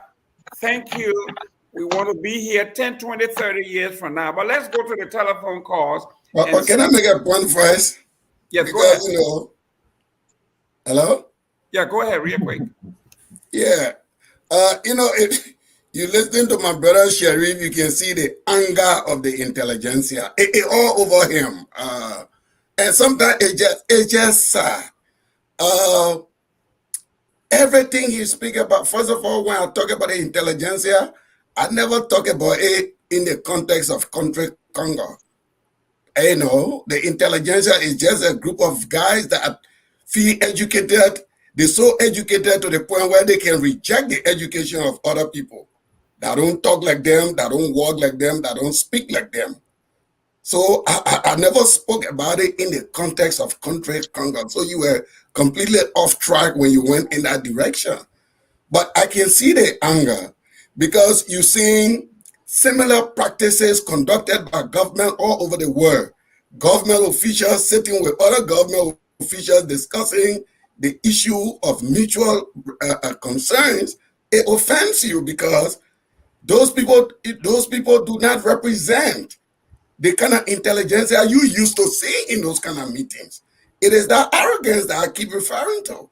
What is wrong with the city mayor of Monrovia meeting other people to discuss whatever that may be of benefit to the city of Monrovia? What is wrong with the Minister of Finance meeting with legislators, key policy makers in other countries to discuss what may be of benefit? I mean, brother, if we go by your logic, the entire WIA government should be in lockdown because when WIA travel, it offends you. When the ministers travel, it offends you. So apparently, that entire government is supposed to be in lockdown and solve the problem of the Liberian people. But that is not practical. Government will have to interact. People will have to engage. And sometimes it takes this whole idea that Liberia was better. Let me submit to you, Monrovia and a few urban centers of Liberia were better. But Liberia was never better. Not any time in the history of Liberia was Liberia better. You can cite Monrovia and a few enclaves, what we call the development of underdevelopment. The urban areas around Monrovia, the tiny cities around the concession companies. Then if you go by that standard, then Liberia was doing well before. But if you take Liberia as a country, there is no point in the history of Liberia where Liberia was ever better. Everywhere. Our country has gone through tough times. And sometimes you're presented, like I always say, that Liberia was like Sweden, and as soon as Joria became president, it turned to Liberia. That is not correct. Joria inherited serious challenges. Are we just going to continue? Let's Mr. Cody, thank you very much. Let's go to the Nobody said you gotta let him ramble. Other people talking, you cut them off. You gotta stop being fair on the show, man. That's not right. No, let's took over 5 minutes to talk. I just started 3 minutes. But you have yeah, your but time. you think We are going. We are going. Except that you don't like what I'm here. You don't like what I'm saying. It's not that I don't like what you're hearing, but sometimes you say things that are just not. They're not factual. It's the Nobody same. said you're It's repeating the things that same were way not you said. guys say things that It's I don't like. annoying. I said it ain't the It's same. annoying, Pabe. Mr. Let's Quinny, talk things that There we're are not things talking you about. say that annoying that I think. But you're saying let's things go that to the nobody phone said. call, You're guys. putting Let's words go. in people's Let's mouths. go It's to the phone annoying. call. Didn't he And say then we can And you're intelligence me rambling contra on and conga? on about it. guys. Didn't Nobody he is say phone intelligence call me here. contra We get conga? 1 Did he minute say each. that? let's talk like we're Let's go intelligent to the people. phone call. Let's go to the phone call, please. Jabbar, I'm currently in North Carolina, and I just want to emphasize the point that seeing the picture of the lobbyist with Lindsey Graham is one of the most despicable pictures. It made me cringe. You're connecting with a senator that's blatantly anti-black, has shown blatant disregard for black people in America, and this is the person that you take a photograph with. You could have not, these Liberian lobbyists could have reached out to African-American organizations. You could have reached out to other African-American civil societies. You could have reached out to Liberian-American organizations. You could have reached out to the Liberian diaspora and African-Americans for possible investment, research, development. You could have reached out to us. And instead, you reach out to a senator who's shown blatant anti-blackness. It shows the mere ignorance of these lobbyists and these bureaucrats. Thank you. Your name again and where you calling from? Please. Amen to that caller. Call your name again. Go ahead. Your name and where you calling Jabari. from? It's Jabari. It's a Jabari. Thank you. And to continue on, yes, we used to be one of the major leaders in all of Africa. Literally on the levels of Egypt, Ghana, Ivory Coast. Now we're poorer than these countries. We're underdeveloped. Rwanda, a country that literally had a genocide 20, 30 years ago, has now surpassed us, and they're one of the major powers in their region, is strictly the leadership. And the leadership has to do better. And no, they don't need to go to D.C.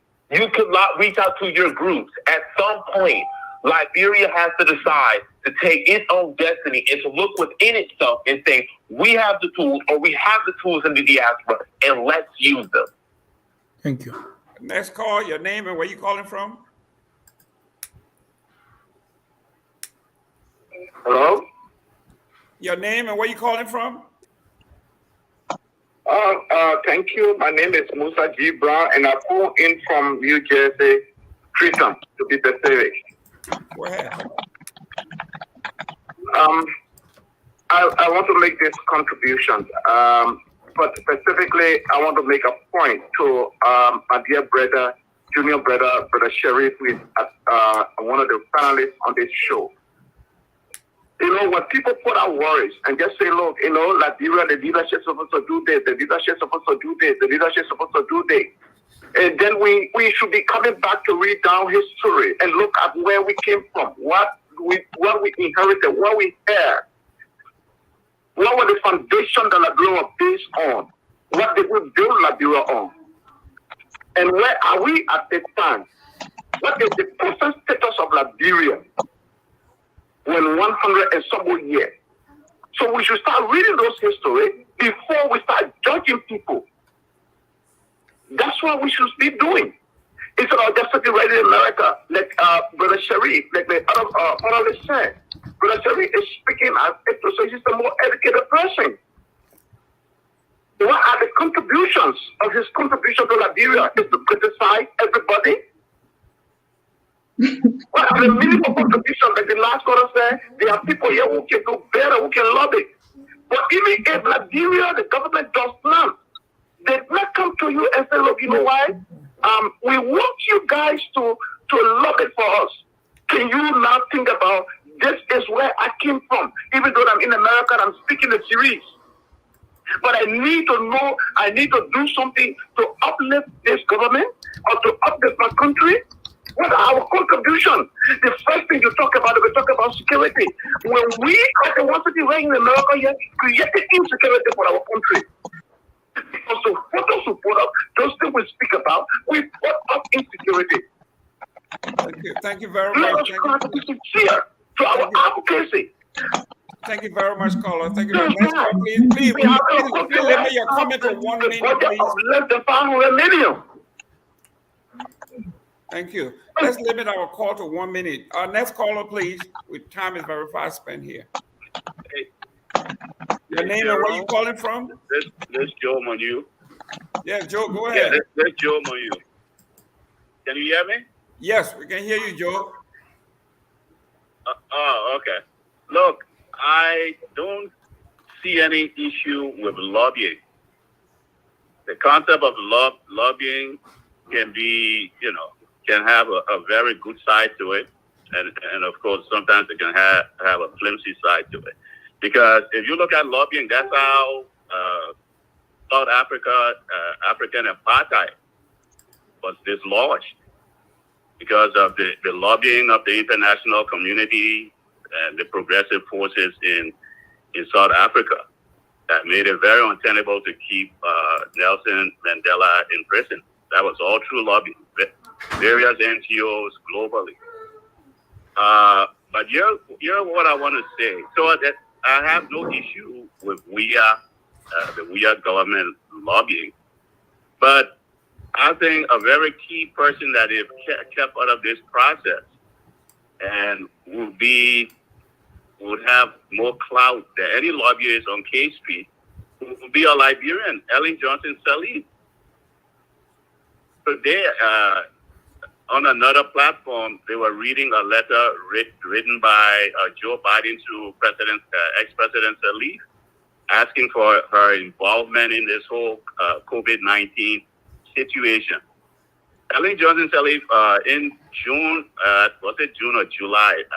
I was at her house in Monrovia, and I tell you, between conversations, she was on Zoom calls with captains of industry,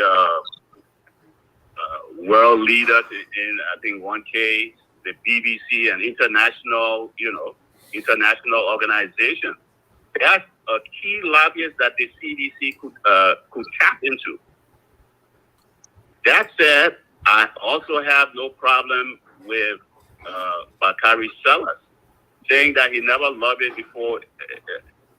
You're not saying anything at all because, first of all, most of the lobbyists, they are ex-Congress people, ex-staffers and all that, and they suddenly became lobbyists. You don't have to have a degree in lobbying. There's nothing, that fits that mold. Bakari Sellers, he's a lawyer. He's very eloquent, very articulate. He's very close to Kamala Harris. So, yeah, I think that was a good choice they made. But why not tap into Ellen Johnson Sirleaf before going to Bakari Sellers? I think that's the point that I'm trying to make. Now, another thing, some are saying to look at the CDC with Graham and Ted Cruz.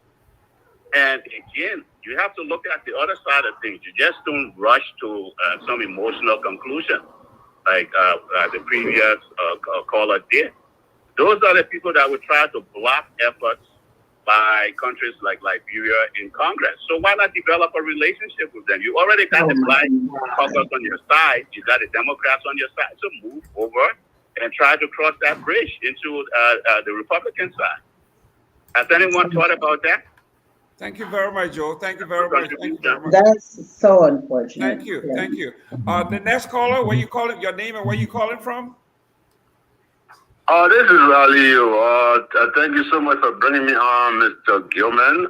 Before I go any further, let me just say, Kowu owes Mr. Connie an apology. One of the things that make shows like this beautiful is when you have people of dissenting view. If everybody come to the show and think the same way and talk the same way, the show will be boring. And I think Mr. Connie brings sensation to the show. I think we have to respect people's opinion, even if we agree or disagree. I think her approach to him was disrespectful, and she should apologize. Let me say, salam alaikum to Sharif. But Sharif, you tend to analyze Liberia from an American or a Western perspective. It does not really work that way, even though I agree with a lot of the things you say fundamentally, but again, you go too hard because you're looking at Liberia from a whole different spectrum. It's a little different. It's a different society. And this would bring me to Kowu. I really agree with Kowu. One thing she said, at one point she really made, and that point is a realistic point.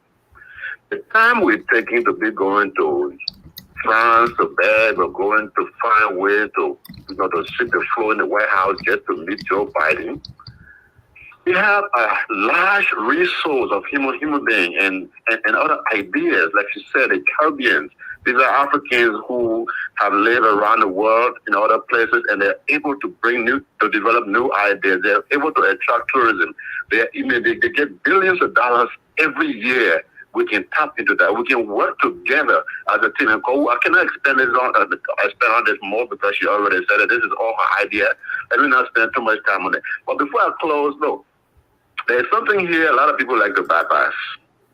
And I got think breath for a reason, because I say it the way I see it.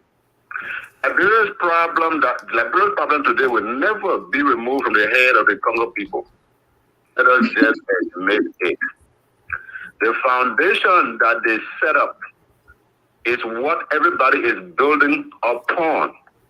This is a country that had several ministries, and the ministers themselves were renting the ministries from themselves. This is a country where people collected money back in the days and brought to America and bought property and rented rooms in Liberia. You understand what I'm saying? So when you see CDC doing it and you want to think that it has nothing to do with the Congo man, you're making a mistake. And for anybody to say that Liberia was ever better, that's an insult to me, because I slept on mat. The time about say from mat to mattress, I was still sleeping on mat until the cooking. So I don't know how many people the mat from mattress refer to. I don't know if it's the people from Bento or is the people from Broadville and other places. I don't know. What I can tell you clear cut is there was nothing that happened prior to 1980 that benefited Liberia. Let me just tell you, Liberia is now 5% or 2% of the American Liberia. Liberia is comprised of hundreds of thousands of people from 16 subdivisions, 16 tribes, and there were not even 10% of the indigenous Liberians that benefited from any of those things that you call economic growth, and Liberia was better. I don't know where you was. Thank Maybe you. your uncle was big man in government and you have money. Thank you very much. Before we even get high school education, we were janitor ball. So I don't know what the group is talking. Maybe I come from a war. I was born in Magibi and raised in Magibi. I know what I'm talking. I don't know what you're talking. Maybe we'll see this from two different ways. Thank you so much, people. Thank you. Last caller. Your name and where you calling from?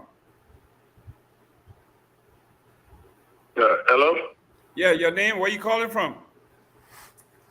My name is, I'm calling from Fargo, North Dakota. My name is Teddy Ted Lion Yankomo. I called to give my take on the show, Go ahead, you got 1 minute, go ahead. Yeah, to be part of this. Yes, well, one of the main things that prompted me to come on the show is that I want to be you guys, and the caller that just left from there emphasize on it. It's very disingenuous, the manner in which the lady and some of the panelists try to slow down Pakoni.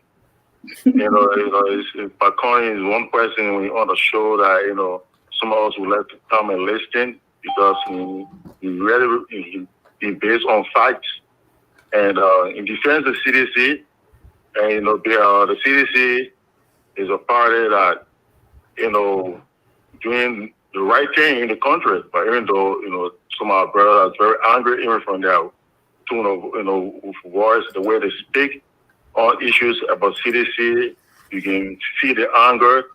But Liberia is, for every one of us, Liberia is not country for us to really hold back too much.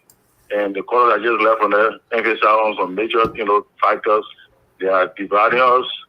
By this time around, we just need to expect our brothers to come out and some way to apologize or encourage with some of the other natives to apologize to one another to make, because, you can no longer stop the country boys. The country boys are educated, and we are all around. We are in the vanguard to make sure Liberia be better for everybody. Thank you very much. For everybody. Thank you very much. Defend that cost, and that's the cost the CDC based on defending the cost. Thank you very much. Behind so many, Go ahead, caller. Thank you. You got another caller? We got two, so you just make 30 seconds each, and we're done. 30 seconds, guys. 30 seconds. Be real brief. Let's go. Where you calling from? Your name? I'm calling from Harrisburg, Pennsylvania, James David. What some of you callers are doing is, I don't know, is that an excuse they put on the government has to do better? I didn't say that every government is going to say, what happened? We are 100 some more years. Is it why you depend on you want to become president? You live with that life, then you don't need to run campaign to be president of Liberia. CDC runs on a political platform. I don't know what the CDC defender is saying. Are you trying to say because Joe is president now everybody looking at Joe? No, you say you're going to bring change. Where's the change you're bringing? Some people were there a few weeks ago in America. What did they carry their own? They're telling lies. They lie. Economic growing. Can you buy election? Thank you. Thank you very much. Why is there surplus? Budget surplus? Calling for money. People get on the street for the salary. All this stuff they say get economic growth. And people suffering low employment. Thank you. Thank you very much. Next caller, please. Thank you very much, sir. Thank you. Next caller, where you calling from? Your name? Go Next ahead, caller, your name and where you calling from? 1 minute. My name is Joseph Wankwai. Okay, go ahead, Joseph. You got 1 minute. I'm calling from Minnesota. Go ahead. Go ahead. 30 seconds. Yeah, I have a problem with Mr. Kumi. Mohammed Sharif did not say that he was not saying that Congo and tribal people. But rather, what he was saying was that Mr. Grant or whoever is lobbying is not a correct person. So I want Mr. Kumi to understand that he was not trying to trivialize the situation. That's what I want to understand. The next thing is, Mr. Grant is a rich admiral of black people. Why would even people lobby him? Lobby to him? Why would they go and do it? He's a racist. I want to say. Thank you. Thank you very much. Thank you very much. Ladies and gentlemen, thank you very much for your calls and your concerns and your comments. We are going to go into our closing statement. We got 2 minutes each. 2 minutes. Let's please. Time is fast spent. Ms. Cole?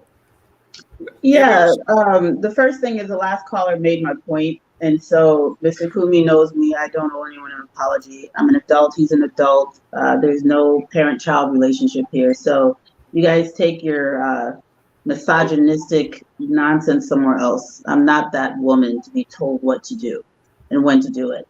The second thing is this idea that so everybody on this panel is what, we would classify as an indigenous Liberian.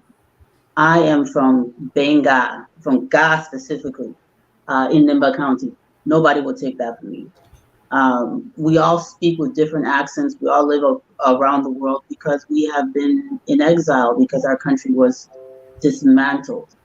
The idea that as a daughter of my ancestors, as a descendant of my ancestors, that should somehow, I'm some empty vessel, that the Congo people were supposed to come and teach us how to wash ourselves, teach us how to sleep on mattress. They were supposed to do their one for us. They didn't do it, so we'll continue to act stupid. This is not who we are.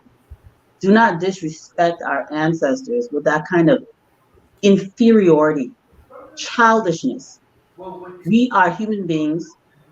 We are human beings. We are empowered and endowed with the right to self-determination like any other human beings. So this idea that other people have to come and somehow give us humanity, and they didn't give us humanity, so that's why we misbehaving. That's why they don't want to set up this government. We got to follow their suit because what, are we mindless sheep? We don't think. We don't understand how to govern, that someone else had to teach us governance. Did we not have governance before 1822? Did we not have our own empires? Did we not have our own nations? Did we not fight war with one another before 1822? So y'all stop this thing. If you think your ancestors were not human beings, that they were bush animals waiting for Congo people that can't teach them how to live, I don't see myself that way, and nor will my children or any of my descendants see themselves in that way. Civilization is my property. Good governance is my property. It is my birthright. It is not for someone to give me. It is not for me to inherit. It is for me to create and mold and develop the future for myself. This is the message you're supposed to be giving your children. This is the message we're supposed to be having in our universities, our elementary schools, our high schools, our churches, our mosques. This is what we should be teaching people, is that you're a human being. You are endowed with the right to self-determination. The next time you hear someone say, the Congo people did it, and we did here, you are not a mindless animal. You are a human being. This means that governance, good governance, civilization, positive outcomes, good structures to your schools, everything that any human being has done at any time, you have it within yourself to do it as well. No one is responsible for your conduct or your behavior but yourself. So until we take responsibility for our country, for ourselves, for our conduct, for our behavior, until we do that, until we stop blaming some mythical group we call Congo people for our bad behavior, we can all read and write the English language, we can all speak it, we can all interact with anyone we want to interact with, we can all make our own money, we can all continue to make our own farms. Stop this pathetic, self-denigrating rhetoric about other people being responsible. And the last thing I will end on, the caller who said that somehow Sellers is being successful, he's a failed lobbyist. You do not walk people to the the Ku Klux Klan. If he's so in with the Democrats, he should have taken the Liberians to the Congressional Black Caucus, not to somebody who the Ku Klux Klan lobbies with. There is no way in the world that a racist, a blatant racist, a blatant hater of African people is going to do anything to benefit African people. Those guys sitting in the offices with people like Ted Cruz and these kinds of people who have absolutely no respect for them was so embarrassing. It was so painful and shameful to watch. I would have rather those guys had taken a trip to Accra and sit down with some Ghanaians and negotiate for some bilateral arrangements than to go sit with the Ku Klux Klan blatant white supremacists. Thank you very much. Waplo Institute, your closing statement, 2 minutes this time. My, when I started my school at Waplo Institute, we were forgotten, right? And I came back to my dad in Zwedru at the Bishop Julie High School where I graduated. At that school, I was in the 12th grade. I was a student. I was a student leader, and we built an auditorium. The auditorium still stands today as a testament of the resolve, right? Well, what is possible if you all work hard. So we didn't go anywhere lobbying. We asked. We wrote. Right? We wrote letters. We wrote letters to organizations. We wrote letters to embassies. We didn't go anywhere lobbying. We worked hard. We, hauled sand and gravel, and we built our auditorium. We did that. So that's a microcosm of what I expect of my government. The government of Liberia needs to work for Liberians. The government of Liberia has turned beggar, and that is really embarrassing to me as a Black man, as a man who works hard for myself. I work hard for my own living. I work hard to feed myself and my family, support myself and my family. We have a government in Monrovia right now that is so dependent on the European nations of this world, who is so dependent on the United States. The government is very, very, very dependent. When government officials get sick, Where do they go? The first place they get evacuated is to Accra, Ghana. We don't even have hospitals now where our people can go. So what is wrong with us sitting here critiquing the government? So we hope that the government is listening to programs like this. Of course, they're not interested. Of course, even if they watch, like some of the callers said, oh, these are just all opposition people, because they don't listen to their own people. They would rather come to Washington, D.C. and lobby someone like Lindsey Graham, Ted Cruz, photo ops with Lindsey Graham, and taking these pictures, taking them back to Monrovia, putting these pictures up in their offices. This is a joke. And as a black man, I am offended. I am disgusted. This is despicable for what's going on in Liberia. And we need a new political dispensation as of effective 2023, right? After the election in 2023. It is my hope that there will emerge a new government that will take into consideration the well-being of the Liberian people. The economy must be better than what it is now. There are no roads. People are hungry. People are dying. There are no hospitals. Schools are closed. Thank There are you. no education. So we need a new government that will respond to the needs of the people, and not a beggar government that will come here and, like Cole said, lobby the Ku Klux Klan. This is unacceptable. This is Thank you. Thank you. to all black people around the world. Go ahead. Thank you. Mr. Kone, take us home. Well, I often said that the tragedy that has befallen Liberia is the fact that even where we agree as a nation, we find way to find a partisan hat to wear. We all on this platform agree that lobbying is not a useful strategy for any government, for me, for any government. We all agree to that. We all agree that... I disagree with you because I'm pro-lobbying. No, you the host. We the panelists. You the host. We the panelists. We the panelists, we agree that lobbying is not a useful strategy. We also agree that lobbying has been the activities by almost every Liberian government. And maybe instead of us trying to forge, a kind of approach to discourage that, we still find a way to run into our partisan corners. And that's worrying me, despite my own partisanship. Because besides the issue of lobbying, Jerome, there are other things that cut across. For example, the issue of political violence, political vigilante that we may face. And then we're faced with a situation where somebody will say, well, my own political violence is smaller, but your own was big. The point is, political vigilante is wrong, whether it's small, whether it's big. I believe we should find Liberians that will condemn that. It shouldn't be based on partisanship. When we're talking about tampering with the results of elections, let us find a group of Liberians that will say, look, it is wrong to tamper with elections. Instead of finding justification, our people did it was small, but your own is big. It is the kind of thing that really kind of make me feel terrible in a way. As we all wear our partisan hat, let us always find issues that unite us, because we are all Liberians. Everybody here wants a better Liberia. So that's the point I wanted to make. And the other point I will not shy away from, I will always contest the idea that Liberia was better until the last 3 years when it starts falling. There's a different thing to hold this government. The government got plenty of things to criticize. But if you premise your criticism on the fact that Liberia was better until in the last 3 years, then you may not have known the history of the country. You may not have known the history of the country.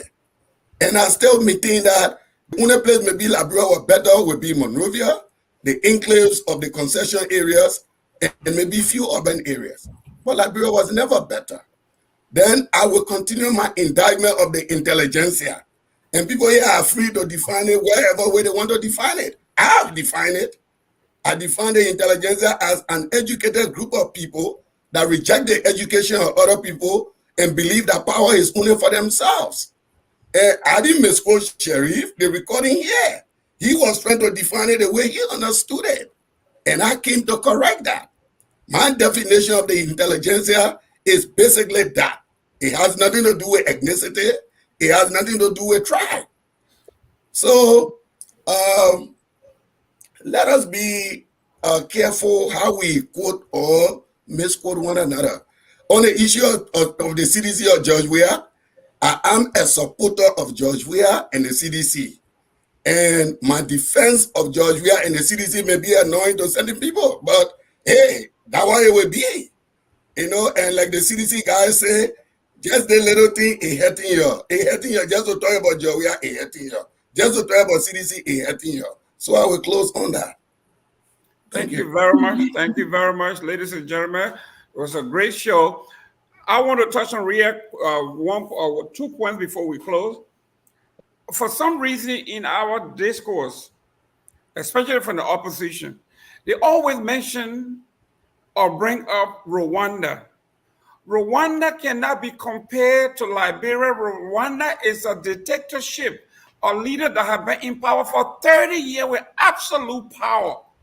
That cannot be in what's happening in Rwanda cannot happen in a democracy. We are a true democracy. So that is false comparison. Someone talk about Lindsey Graham.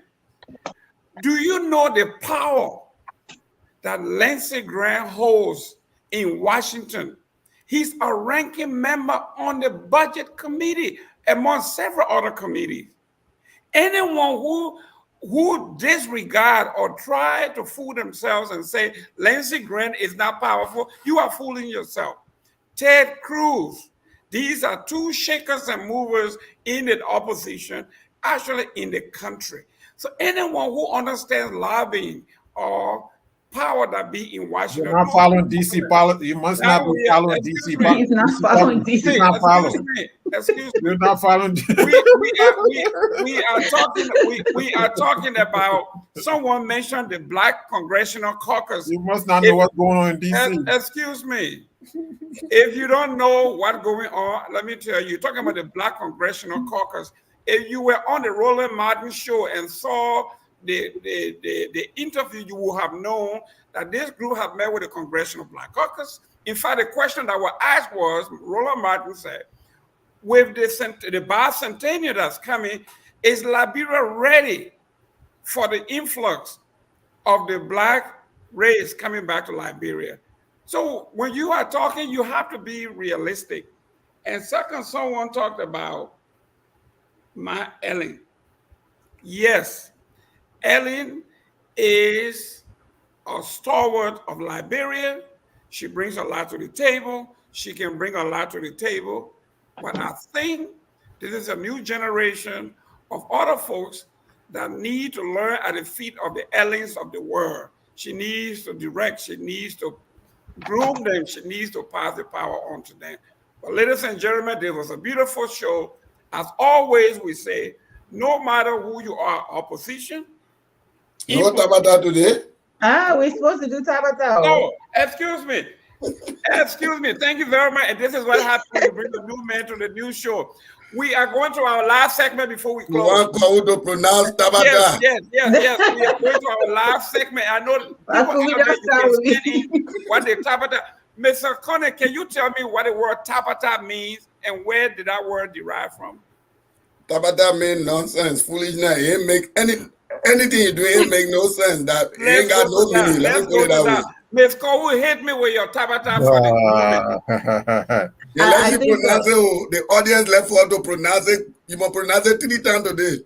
Yes. You see, I'm a Bassa man. We call it Tapata. So go ahead, man. Of the moment. I would say the greatest Tabata today is the greatest what? The greatest Tabata.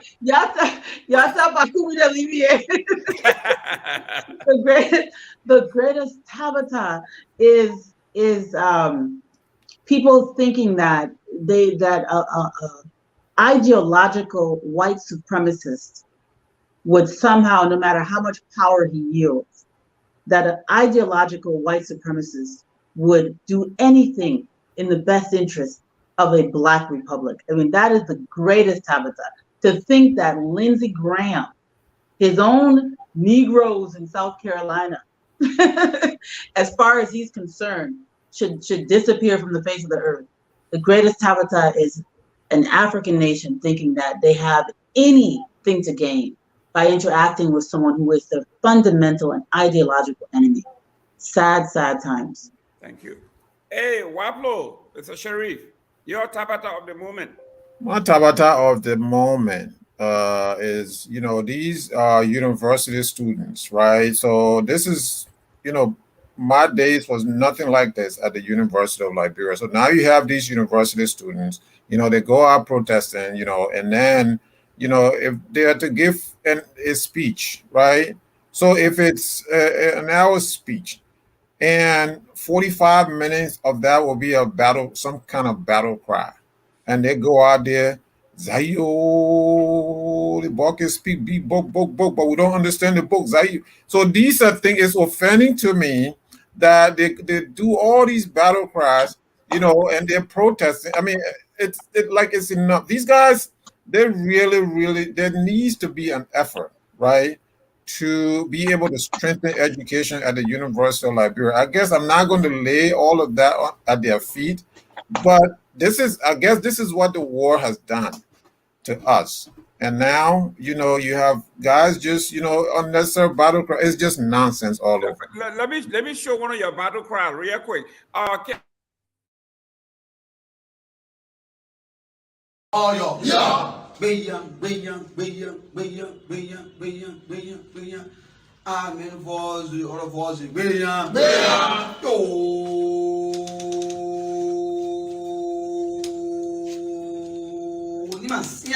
Nimasia. Tudo por algum onde oinha. Onde oinha.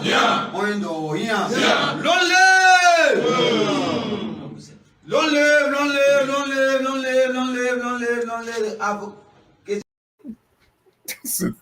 This is absolute nonsense. Mr. Sharif, you were at the University of Liberia when you were there. That is your legacy. Say that again. What about the cry? How does it go? Say it one more time for me. These days? Yes. These days? Yes. Hey. Zayo.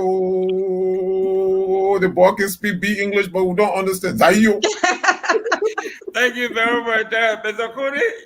Y'all talk about the day of the moment. Zion. Listen, I got one Tabata today, and my Tabata is from Nima County. I came across an article today that taxi driver in Nima County are going to stage a protest because of the influx of commercial buses in the county, which is, you know, the buses got lower fare. And so more people are taking the buses. I think that's a Tabata for me, to be honest. It's like I was thinking about, okay, like in America, they got Uber, they got taxis, they got, you know, but apparently the buses are a threat to the taxi drivers, so they are going to protest. That's the Tabata for me.